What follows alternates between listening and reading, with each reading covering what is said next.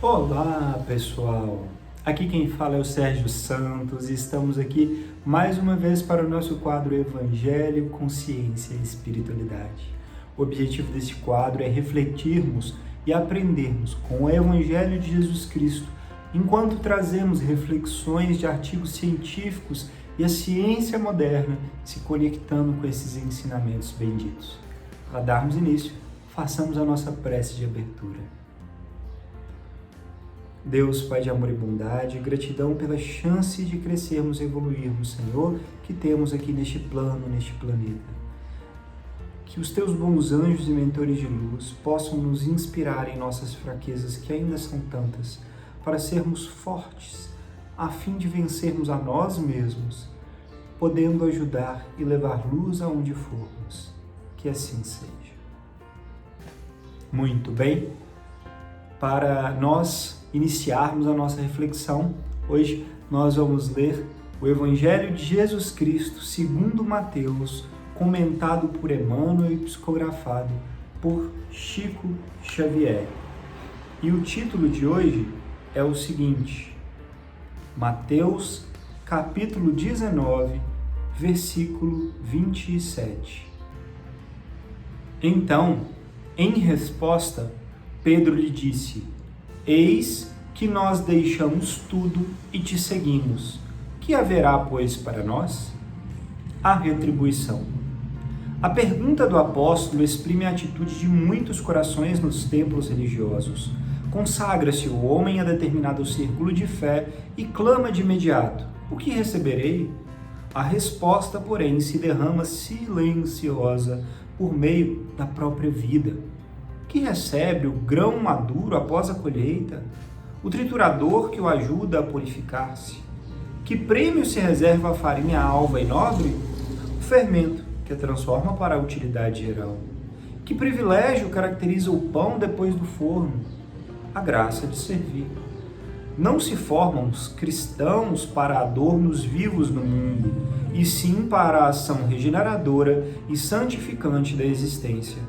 Outrora, os servidores da realeza humana recebiam o espólio dos vencidos e com eles se rodeavam de gratificações de natureza física, com as quais abreviavam a sua própria morte. Em Cristo, contudo, o quadro é diverso. Vencemos em companhia dele para nos fazermos irmãos de quantos nos partilham a experiência, guardando a obrigação de ampará-los e ser-lhes úteis. Simão Pedro, que desejou saber qual lhe seria a recompensa pela adesão à Boa Nova, viu de perto a necessidade da renúncia. Quanto mais se lhe acendrou a fé, maiores testemunhos de amor à humanidade lhe foram requeridos. Quanto mais conhecimento adquiriu, a mais ampla caridade foi constrangido até o sacrifício extremo. Se deixaste, pois, por devoção a Jesus os laços que te prendiam às zonas inferiores da vida, recorda que por felicidade tua recebeste do céu a honra de ajudar, a prerrogativa de entender e a glória de servir. Que assim seja. Eita, que evangelho lindo, né? Essa reflexão bendita que Jesus nos traz nesse comentário por Emmanuel. Basicamente, o que esta mensagem nos faz refletir é por que nós devemos fazer o bem, seguir a Jesus e evoluir. Que recompensa nós vamos ter fazendo isso? E Emmanuel exemplifica muito bem. Que recompensa que tem o trigo quando ele é colhido e beneficiado, trabalhado? Ele vira farinha. E a farinha, se tornar branca, vai virar pão. E o pão servir aos outros de alimento. Então, o benefício da evolução, o benefício do burilamento, o benefício de crescer com o Evangelho de Jesus, seguindo os preceitos divinos, ele é aqui neste mundo, nessa nossa compreensão, e em planos superiores, a capacidade, a habilidade de servir. Por quê? Porque servindo nós teremos paz equilíbrio, elevação, amor, comunhão com Deus, tudo o que o Espírito foi criado para perfeição vai atingir um dia. Ou seja, são os passos necessários para a purificação. Quando a gente pensa e reflete então sobre que benefícios receberemos, significa que nós estamos muitas vezes aqui nessa terra, refletindo nos benefícios imediatos apenas. E Emmanuel deixa claro para a gente que os benefícios são aprender a amar e servir para que você encontre a sua purificação em comunhão com Deus, com a paz perfeita que ainda vamos atingir um dia. Ou seja, devemos sim buscar nos desprender da materialidade, devemos sim nos livrar dos apegos, mas não pensem que vão ter benefícios materiais necessariamente imediatos. Claro que Deus, na sua perfeição e bondade, nos fornece várias coisas que nós precisamos, mas os nossos próprios desejos e necessidades evoluem junto conosco. E aí a gente passa a querer paz, bem, equilíbrio, comunhão com Deus. E isso vai acontecer naturalmente. É um processo de passo em passo. E dentro deste contexto bendito, nós vamos ler o nosso livro amado, Jesus no Lar, ditado por Ney Lúcio e psicografado por Chico Xavier. E o tópico de hoje é o tópico 44, a lição do essencial. Discorriam os discípulos entre si sobre as coisas essenciais ao bem-estar, quando o Senhor, assumindo a direção dos pensamentos em dissonância, acrescentou: é indispensável que a criatura entenda a própria felicidade para que não se transforme ao perdê-la em triste fantasma de lamentação. Longe das verdades mais simples da natureza, mergulha-se o homem na onda pesada de fantasiosos artifícios, exterminando o tempo e a vida por meio de inquietações desnecessárias. E como quem recordava incidente adequado ao assunto, interrompeu-se por alguns instantes e retomou a palavra comentando. Uma ilustre dama romana, em companhia de um filhinho de 5 anos, dirigia-se da cidade dos Césares para Esmirna, em luxuosa galera de sua pátria. Ao penetrar na embarcação, fizera-se acompanhar de 2 escravos, carregados de volumosa bagagem de joias diferentes, colares e camafeus, braceletes e redes de ouro, adornados com pedrarias, revelavam-lhe a predileção pelos enfeites raros. Todo o pessoal do serviço inclinou-se com respeito ao vê-la passar. Tão elevada era a expressão do tesouro que ela trazia a bordo. Tão logo se fez o barco em alto mar, a distinta senhora converteu-se no centro de todas as atenções gerais. Nas festas de cordialidade, era objetivo de todos os interesses pelos adornos brilhantes com que se apresentava. A excursão prosseguia tranquila, quando em certa manhã ensolarada apareceu o imprevisto. O choque em um traiçoeiro recife abre uma extensa brecha na galera e as águas a invadem. Longas horas de luta surgem, com a expectativa de refazimento. Entretanto, um abalo mais forte leva o navio à posição irremediável e alguns botes descidos são colocados à disposição dos viajantes para os trabalhos de salvamento possíveis. A ilustre Patrícia é chamada à pressa. O comandante calcula a chegada a Porto Próximo em 2 dias de viagem arriscada na hipótese de ventos favoráveis. A jovem matrona abraça o filhinho esperançosa e aflita, e dentro em pouco ela atinge o pequeno barco de socorro, sustentando a criança e pequeno pacote em que os companheiros julgaram trouxesse as joias mais valiosas. Todavia, apresentando o conteúdo aos poucos irmãos de infortúnio que seguiram junto com ela, exclamou: meu filho é o que possuo de mais precioso. E aqui tenho o que considero de mais útil. O insignificante volume continha 2 pães e 10 figos maduros, com os quais se alimentou a reduzida comunidade de náufragos durante as horas aflitivas que os separavam de terra firme.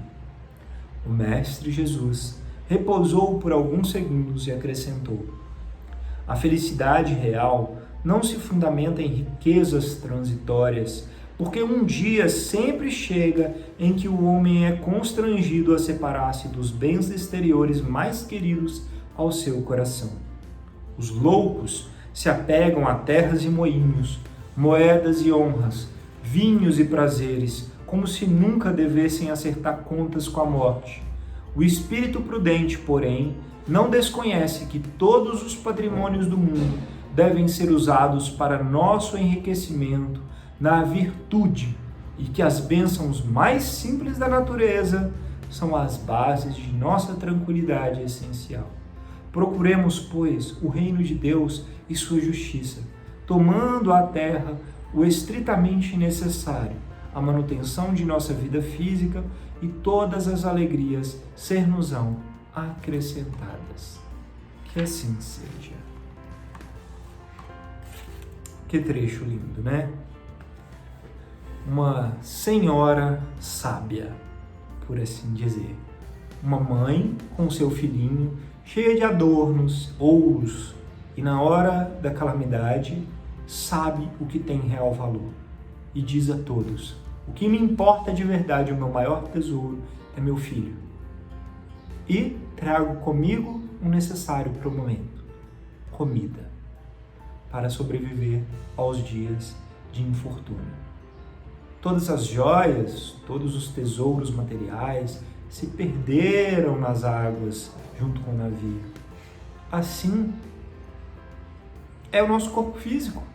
É esse barco que um dia vai naufragar também, né? Assim são as coisas que possuímos aqui nessa terra, nossa casa, nosso apartamento. Assim também são bens, dinheiro ou qualquer coisa que possuamos materialmente aqui neste mundo. Tudo vai ficar, nada vai continuar e todos nós temos uma única coisa que levaremos conosco, como nós comentamos no Evangelho: a nossa evolução, a nossa capacidade de crescer, aprender a servir, aprender a ser bom, aprender a comungar com Deus, para que a gente continue evoluindo. É a nossa herança, é o que é nosso de fato. E empréstimo divino, tudo que possuímos aqui nessa terra, inclusive este nosso corpo, vai ficar. Tudo passa. Graças a Deus, porque virão mais coisas maravilhosas à frente. Com a nossa evolução, teremos mais benefícios de maiores grandezas, de paz, de felicidade em outros planos, em outras paragens. Isso aqui é temporário. E às vezes é tão difícil a gente fixar isso na nossa vivência das pequenas coisas do dia a dia, né? Às vezes a gente dá tanto valor a coisas que no fundo não tem tanto valor assim se a gente pensa no objetivo maior, que é o crescimento íntimo. A gente perde e ganha certas coisas e às vezes materialmente, né, nos desfazemos e sofremos, esquecemos que o amor, a confiança, o aprendizado, a evolução íntima da alma é o que carregamos. Que possamos então ser mais sábios e valorizar o que de fato tem valor. Como Jesus disse, precisamos de pouco e o que mais valor tem são as pequenas coisas que a natureza que Deus criou para nós nos dá. Saibamos valorizar essa natureza e os benefícios que a vida nos oferece todos os dias. E para nós continuarmos essa reflexão, eu trouxe hoje um artigo científico, cujo título é o seguinte: Uma vida maravilhosa, : o consumo experiencial e a busca da felicidade.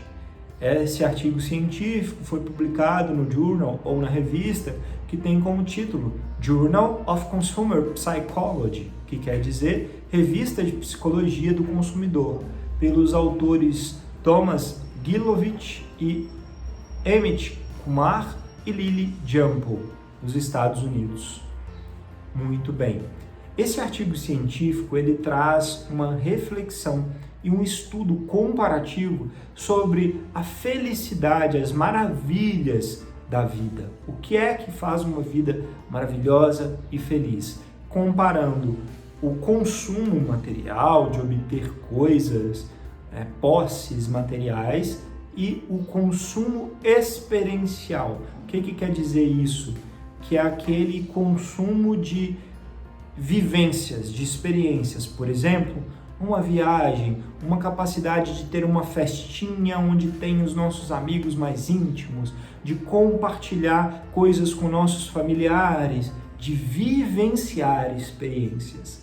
E esse artigo científico mostra claramente que, é claro, nós precisamos da importância das coisas materiais, mas que o que traz a felicidade em uma vida maravilhosa é sabermos usufruir dessas conquistas de vivência e experiência. O consumo de experiências para a vida é o que nos faz feliz de verdade.